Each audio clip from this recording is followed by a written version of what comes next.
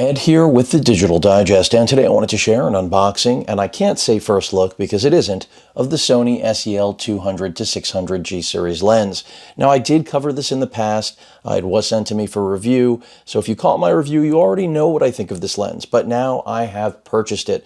So essentially, the debate always was, is this better to have than the G Master 100 to 400? And I've had the G Master 100 to 400 and have happily enjoyed it to this point, but I've always thought about getting the 200 to 600, and finally I saw a deal that made it worthwhile. So I was able to get this through B&H. It's on sale right now for $100 off of retail. It's $1,900 US. Retails for $2,000. It is a very large lens, but if what you're after is greater reach than what the 100 to 400 G Master has to offer without compromising too much quality, that's exactly what this lens delivers. So with that said, let's unbox this monster.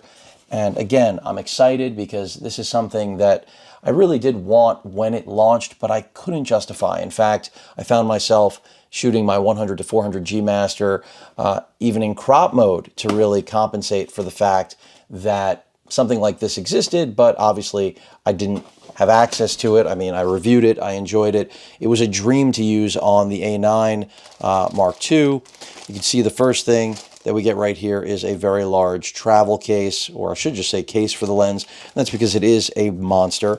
We have a strap, again, for the lens, some paperwork. Let's get that out of the way, and let's get to the main event.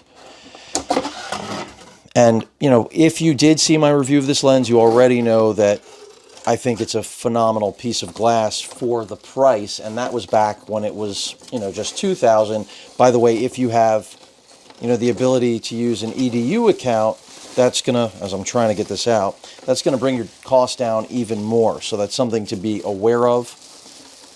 And there it is. Move this aside. And this is just a beaut. The only other thing that's in there is the lens hood. I'll get to that in a moment. But really, this is just an excellent piece of glass. It was something where, again, I couldn't see purchasing it at the time of launch. I did get to demo it, of course, for the review that I shared with all of you back when it came out.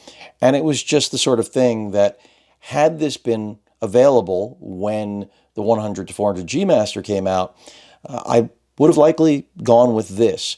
And that's because for $500 less, at least for my purposes, this achieved more of what I was looking for. Now, my review, I will be doing an updated review in comparison with the G Master because now I'm going to be spending more time with it than the 2 weeks that I generally get with loaners from Sony. And really, I think the debate continues. You know, some users swear by this lens and some swear by the G Master. At the end of the time I spent with it, my conclusion was that the G Master was better to have, not just because I didn't need to spend fresh money, but more portable, lighter lens. They're not that far apart in weight, but again, it is lighter. Fits in bags better because here the actual zoom is internalized, whereas the 100 to 400 is a pumper. You know, when you zoom, it does extend the barrel of the lens. So this is the entire form factor. So from a weight and portability, view, this is definitely not a better solution. But if what you're after, again, is that greater reach, and you don't really care about the 100 to 200 millimeter range, which I don't really care that much about, this is generally, at least in my experience, the better solution. Not just because of cost, but again, because you are getting a fairly sharp piece of glass from 200 all the way to 600 millimeters. Now, I did not have issues with sharpness. As I've stated, there are some people that will swear that the G Master is sharper, and I myself will agree that, generally speaking, the G Master is and should be the sharper piece of glass. I mean, think about it, and from all practical standpoints and purposes, why would the G Master not be sharper? It's a slightly faster piece of glass. And overall, I mean, that's what the G Master is supposed to be, right? It's supposed to be the ultimate in imaging for Sony full-frame cameras. So, personally, I'm going to, again, go back to the drawing board with this.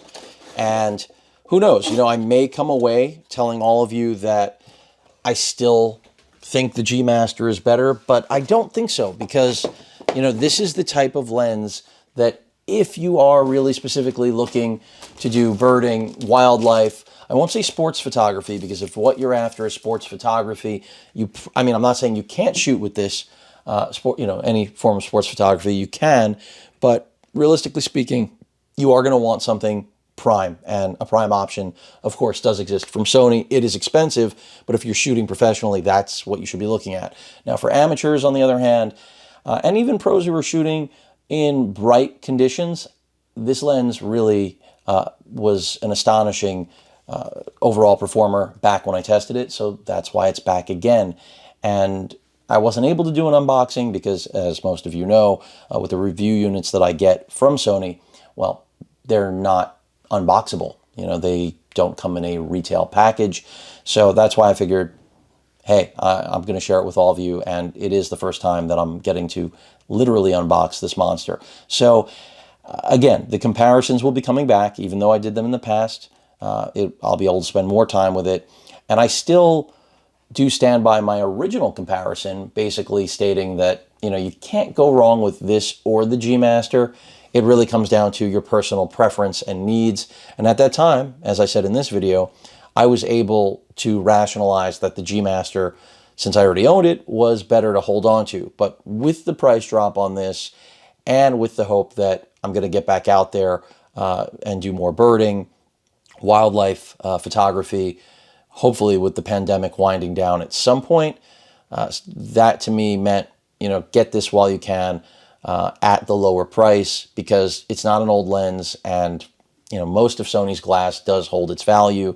So if you can see yourself using it, then obviously it's a pretty good direction to go. And I do see myself using it. When I think about my G Master, again, the biggest advantage there, as I've already stated, is the weight and the physical form factor in the bag. And if I find that traveling with this, and when I say traveling, I don't mean traveling, I mean just going around where I live, becomes too impractical, and my bags, if you have to start buying new bags to carry around glass because it's so large, it may or may not be worth the rub. But I'll find out, and I'll at least have a solid 30 days to make my mind up. Again, I picked this up from B&H, but it's right now on sale through pretty much everyone. Adorama, I think Best Buy is probably the only retailer that isn't following suit.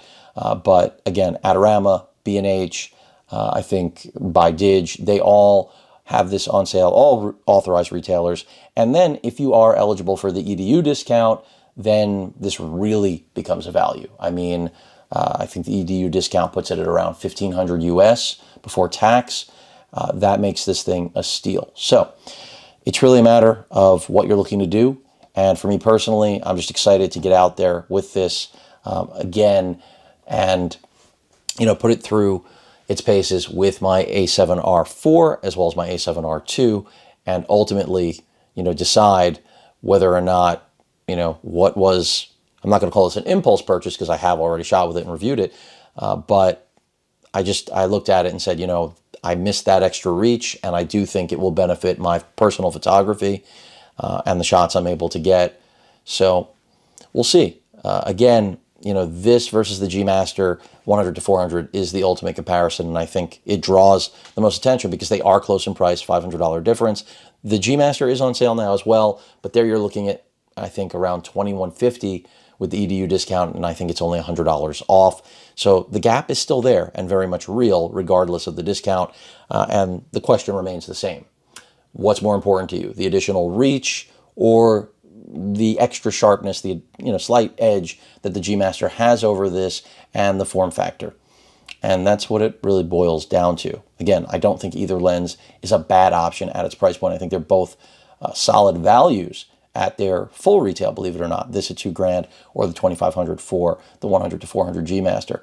I've just always wanted to get a little bit longer than that 100 to 400, and as I've said, when the 100 to 400 launched, there was nothing longer that you could get. So now it's a little bit more affordable, and who knows? We'll find out through the course of my use with this whether or not I opt to part ways with my 100 to 400 G Master. Any questions or comments, please feel free to post them. Hit that like button. And as usual, please feel free to subscribe and please stay safe. Later.